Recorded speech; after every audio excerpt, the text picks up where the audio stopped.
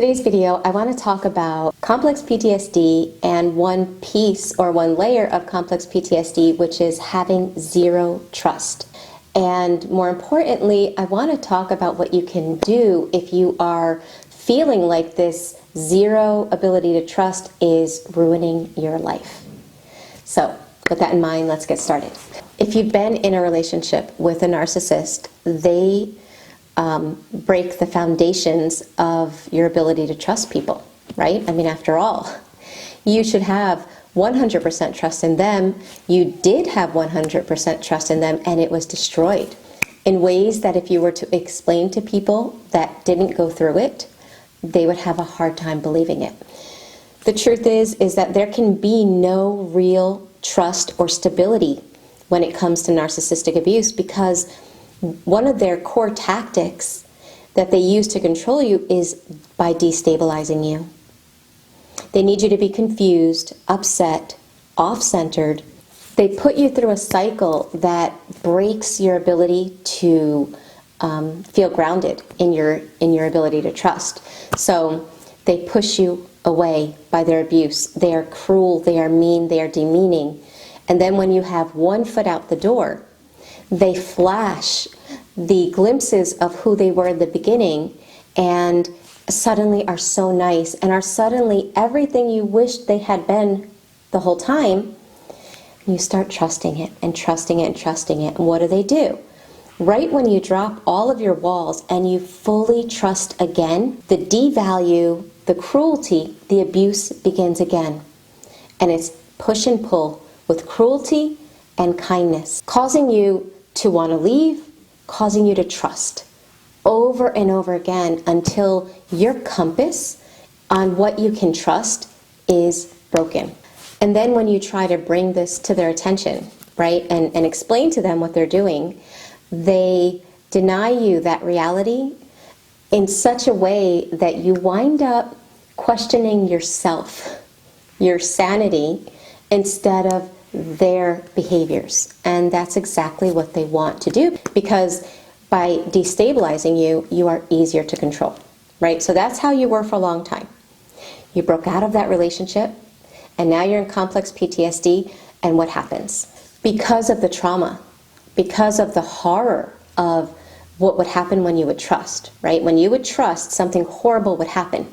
So now your brain has, what I've said in several of my last videos, it has a paired association between trust and something negative, something bad. And so to keep you safe, your brain is stuck in hypervigilance, and it is always scanning your environment to see if you're safe. And unfortunately, because you've trusted before and gotten hurt so bad, now you're at the other extreme of not trusting at all. So what happens in that situation is you can burn bridges to people that are good people because you notice something small, right? And good people are not perfect people. Good people make mistakes. Good people act in ways that they shouldn't at times. Good people say things in a way that they shouldn't at times. So good people are not perfect, but because you're so hypervigilant, any small imperfection can somehow cause an alarm to sound in your brain, and you just want to burn that bridge. So how do you begin breaking out of that cycle? How do you begin taking care of yourself, right, and being aware of other people's behaviors so that you don't get hurt again, but not going to the extreme of thinking that, you know, every little thing means that that person is bad or dangerous? Well, in order to start healing, you have to remember that it's not so much about learning the ability to notice who is trustworthy and who isn't. While we need to be aware of what other people are doing, we need to be able to read other people and kind of, you know, notice the cues that they give off. The truth is that the first person that the toxic person kind of trained you to lose trust with wasn't them as much as it was you. Think about it. In the relationship, every time you felt that they were hurting you or they were doing something that was wrong and you brought it to their attention and they denied it, every single time you went against your gut instinct, right? Your gut instinct was saying, that is wrong. You don't deserve that. That is unacceptable behavior. And every time they talked you into it being normal, or making you think that you were just too sensitive, or seeing things, or, you know, just problematic, or whatever reason they spun to make you kind of look at yourself instead of their actions, every time you adopted that, every time you gave into that and overrode your inner gut instinct, you lost trust in you. And our inner trust, our connection to self, our ability to listen to our inner voice, our gut instinct, it's like a muscle. If we don't work out, we get weak. Well, it's the same thing with that muscle.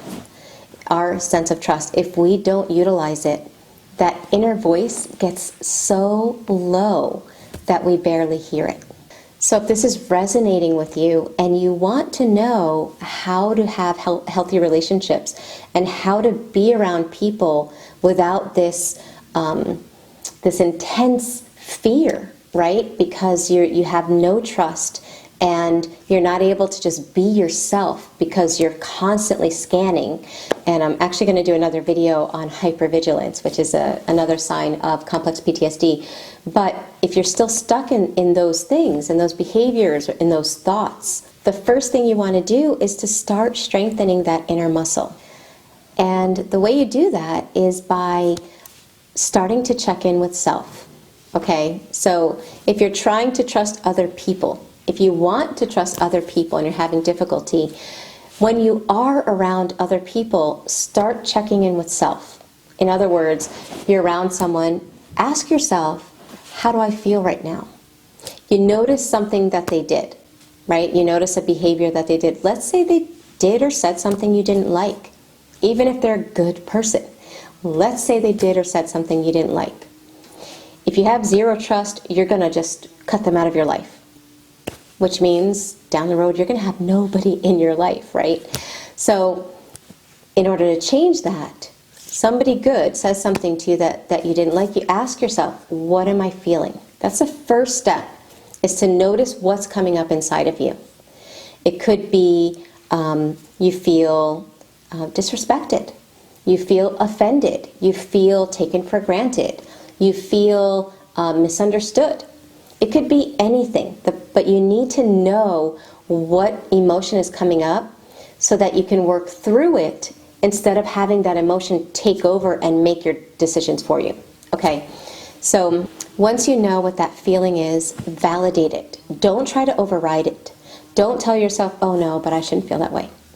If that thought comes up, push it out of your mind and say, no, I'm allowed to have my feelings. I'm allowed to feel whatever comes up inside of me. So restate the feeling and validate it. Maybe even make sense out of it by asking yourself, trying to understand why that hurt you. Because sometimes when you're in the beginning of healing, a lot of what other people are doing that is causing something to happen inside of you, a lot of times has nothing to do with them. And it's something that happened in your past that's being woken up. That's why it's important to work through these things, because if you don't realize that, then you're blaming and cutting off people in the present that really aren't responsible for what's going on inside of you. Okay, so again, the first thing is name the feeling. The second thing is to validate and try to understand why that emotion is coming up. Is it because it's reminding you of something in the past?